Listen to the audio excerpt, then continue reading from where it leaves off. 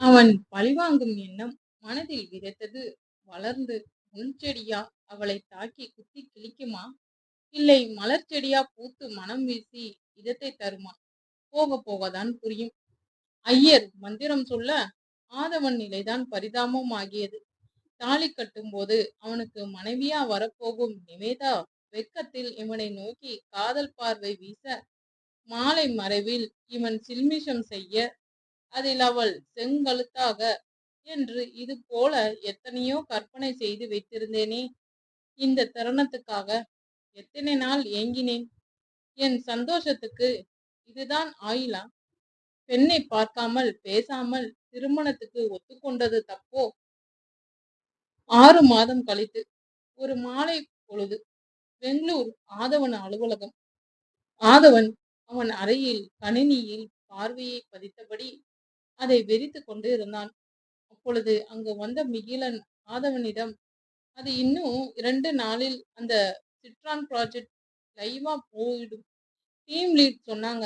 இதை முடிப்பதற்குள் அந்த மைக் உயிரை வாங்கிட்டான்.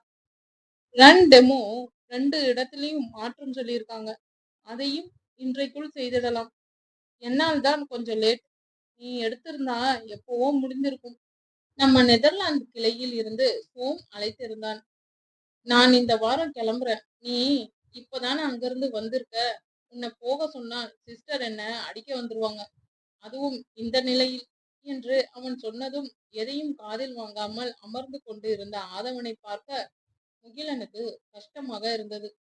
ஆதவன் அருகில் சென்று அவன் தோளை தொட்டவுடன், இன்று என்ன காத்து கொண்டு இருக்கோ, பயமா இருக்கு என்று நினைத்ததை சொல்ல முடியாமல், இப்பதான் அம்மா போன் செய்தாங்க, நான் கிளம்பட்டா முகில்?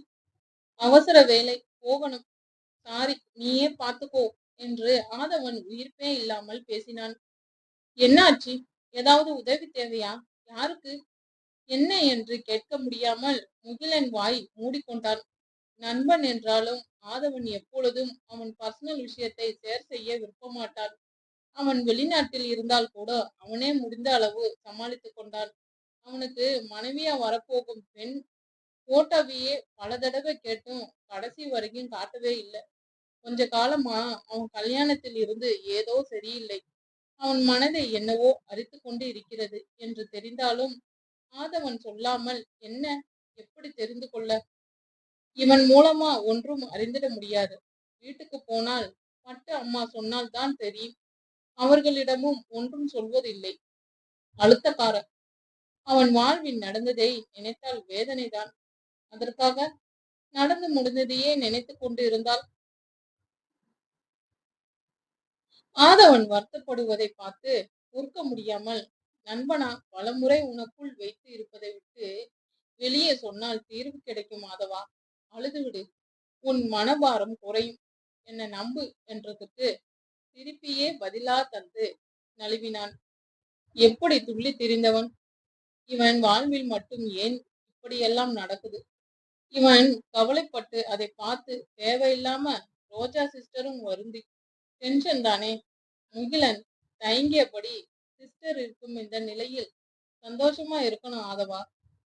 ஆதவன் தலை ஆட்டியவுடன் முகிலன் குறும்பாக, ஆனா எங்க, உன் முகத்தை பார்த்தா மேல என்ன என்று கூறாமல் சிரித்து நிறுத்த, பார்க்கும்படியாவா இருக்கு?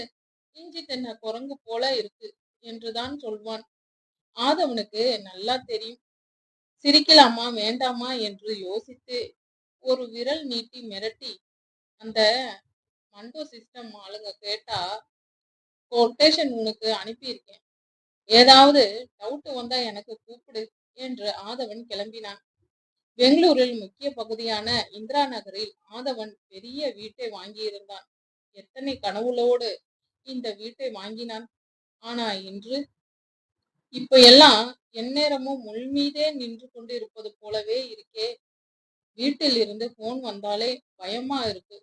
இதையெல்லாம் தவிர்க்கத்தான் பாதி நாள் வெளிநாட்டில் இருக்கிறான். அதற்கும் இப்போ வந்தது வேட்டு. இன்று என்ன? அந்த காம்பவுண்டிற்குள் வண்டி நுழையும் போதே அவன் அன்னையை வாசலில் பார்த்து விட்டான். வண்டியை நிறுத்தி ஒரே எட்டில் அன்னையை அடைந்தான்.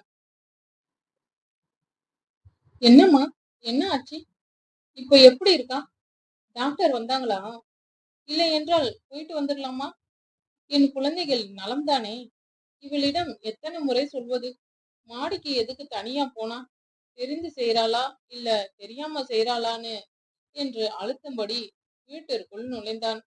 அங்கே அறையில் ரோஜா கண்களில் கண்ணீருடன் வெட்டத்தை பார்த்தபடி அமர்ந்திருந்தாள்.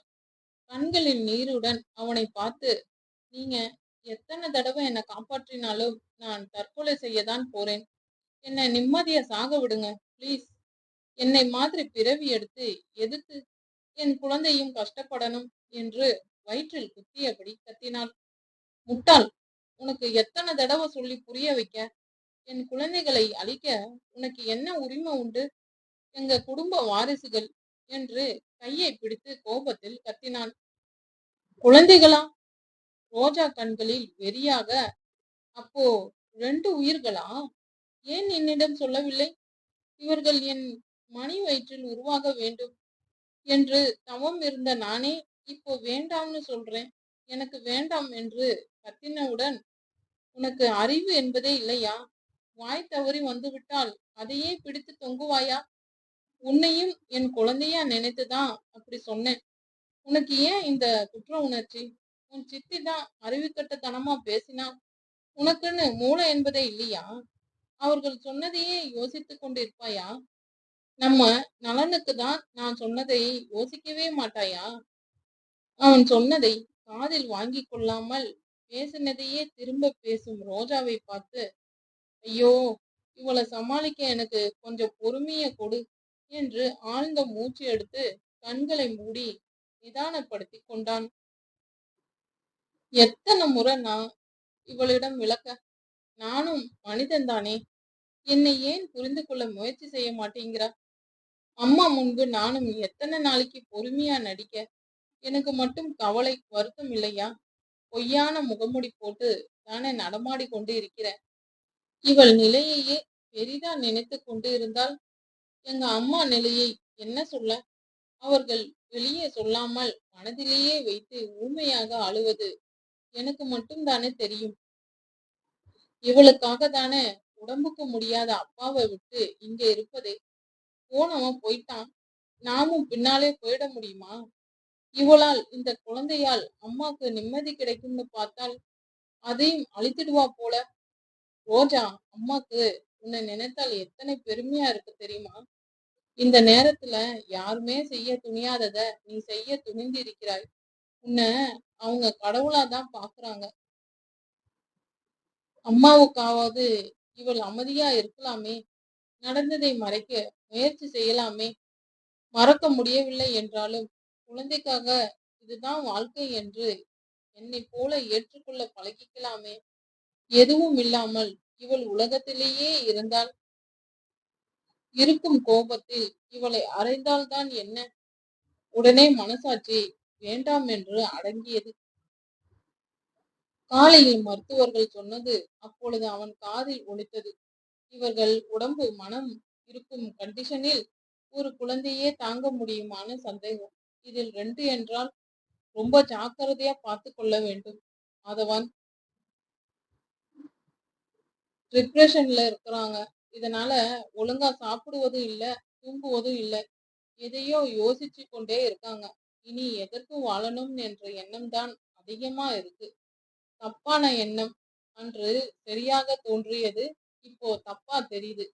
தேவையில்லாம குழம்பிக் கொள்கிறார்கள். அன்று தெளிவா முடிவெடுத்தவளுக்கு இப்ப ஏன் அதில் நிலைத்து இருக்க முடியவில்லை?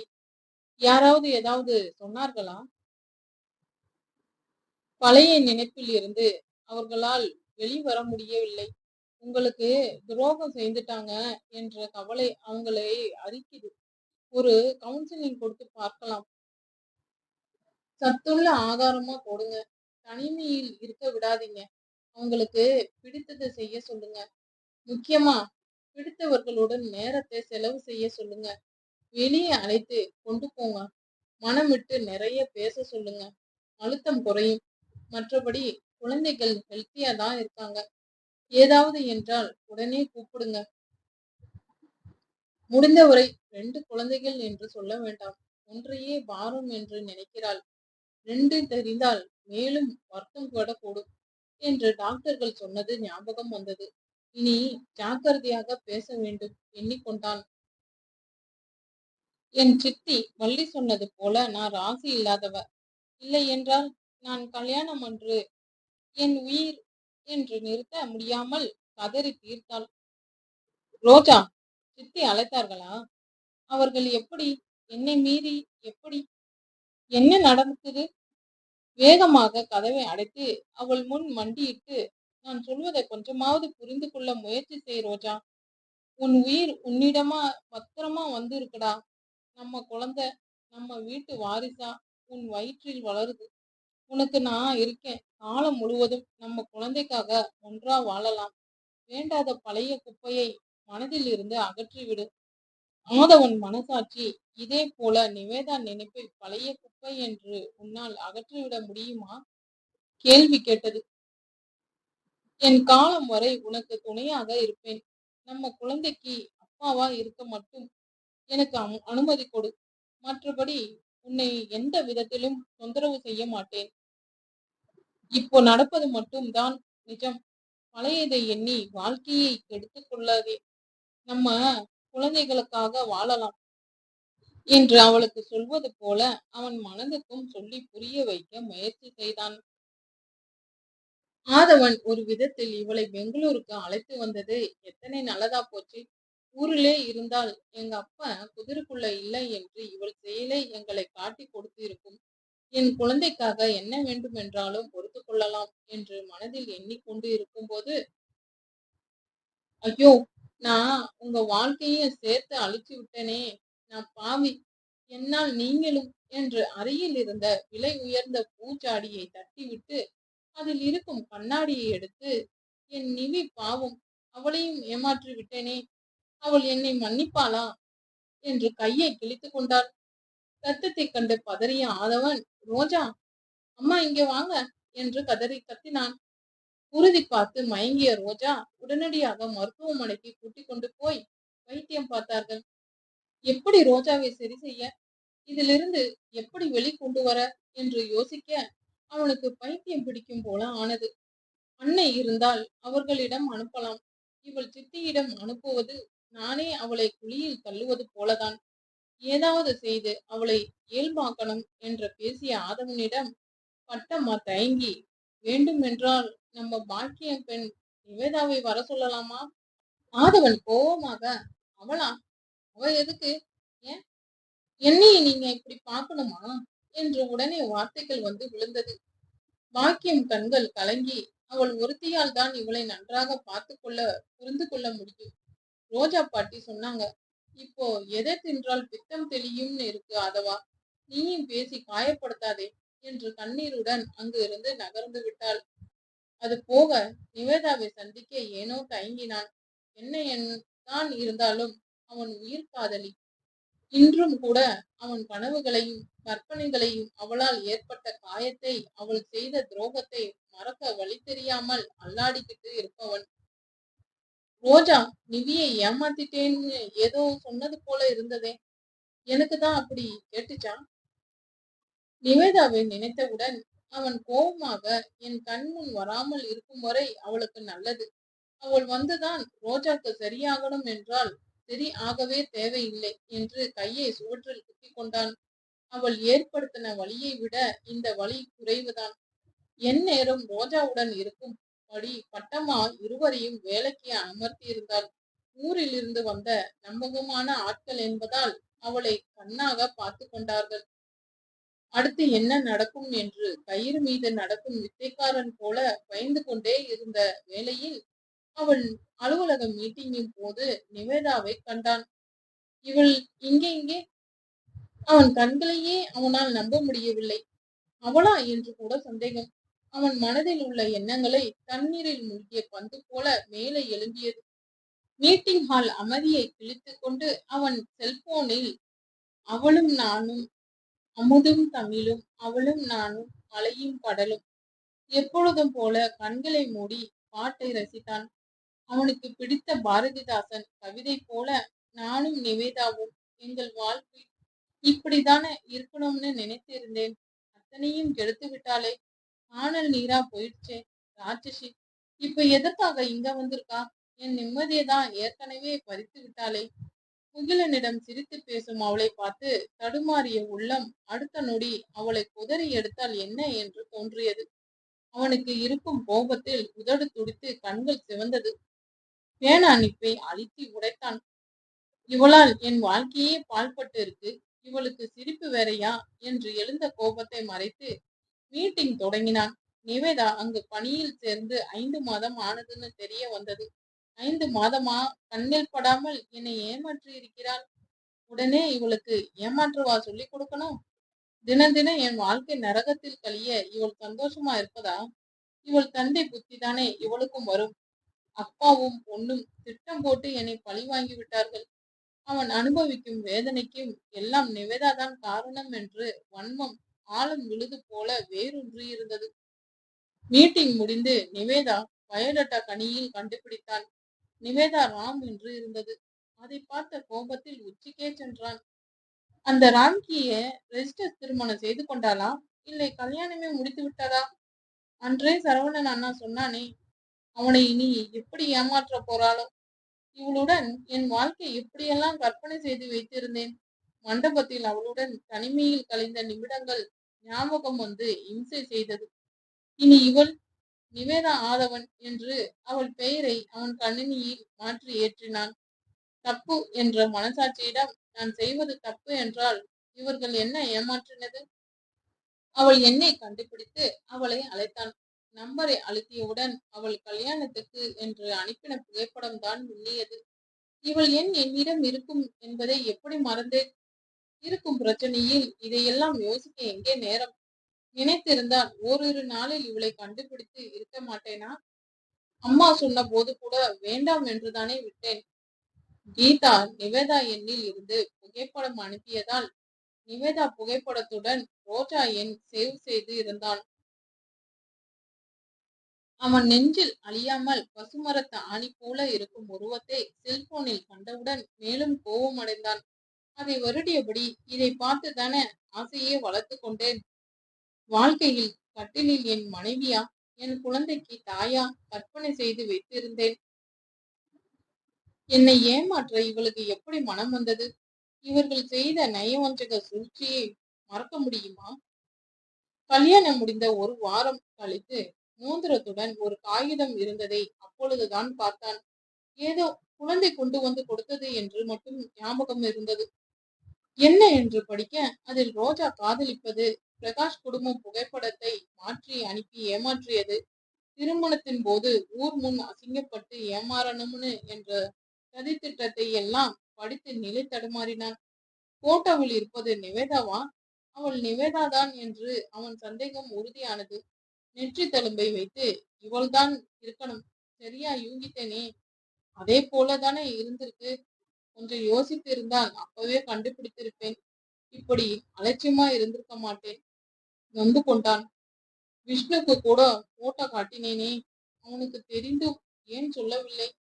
என்னுடைய சந்தேகத்தை கூட கேட்டேனே, உண்மையை மறைப்பதில் அவனுக்கு என்ன லாபம்? நான் உண்மையான முட்டாள்தான். இல்லை என்றால் பிரகாஷ் குடும்பம் இத்தனை எளிதாக என்னை ஏமாற்ற முடியுமா? அதுவும் மொத்த குடும்பமா நாமத்தை போட்டு இருக்காங்க. நாமம் மட்டும் இல்ல, திருப்பதி போகாமலே மொட்டை போட்டு நாமம் என்று பல்லை கடித்தான். அந்த சூழ்நிலையில் அதை படித்து அவன் மனம் மேலும் ரணமானது. அந்த லெட்டரில் எழுதியிருப்பதை நினைத்தால் இப்பொழுதும் அவன் மிளகாய் கடித்தது போல உணர்ந்தான். நான் ஆசை கொண்டு மணக்க கேட்டால் என் முகத்தில் கரியை பூசும் திட்டம் வைத்திருக்கிறார்களா? அந்த லெட்டரில் எழுதியது போல ஒன்றும் நடக்கவில்லையே. நிவேதா வந்து இருந்தால் அவனுக்கே தெரியும். அந்த பிரகாஷ் வந்தது போல தெரியவில்லையே. ஏதோ இடிக்குதே. ஒரு பெண் வாழ்க்கை என்று அம்மா கெஞ்சியதால் அமைதியாகிவிட்டேன். இல்லை, லெட்டரில் எழுதியது போல அன்றே அவளை கண்டுபிடித்து கெஞ்சி என்னை மணக்க கேட்டு இருப்பேனோ? பாவம், அவர்களுக்கு வாய்ப்பு கிடைக்கவில்லை. ஏமாந்துதான் போயிருப்பார்கள். அன்று எத்தனை வேதனை அனுபவித்தேன். அன்று மட்டுமா? தினம் தினம் அனுபவித்துக் கொண்டுதானே இருக்கிறேன். இவர்களை என்ன செய்ய போகிறேன்? பொறுத்திருந்து பார்க்கட்டும். இனி என்னிடம் இருந்து இவள் எப்படி தப்புவா பாக்குறேன். யாரும் தடுக்க முடியாது. முதலில் அந்த பிரகாஷ் முகத்தில் கரிய பூசுறேன். எங்க மாமா ஆட்டத்துக்கு எல்லாம் கூடிய சீக்கிரம் செக்கு வைக்கிறேன். எங்களைய அவமானப்படுத்த நினைத்தான். அவன் அவமானப்பட்டு நிற்பதை விரைவில் கண் குளிர பார்த்து ரசிக்க போறேன்.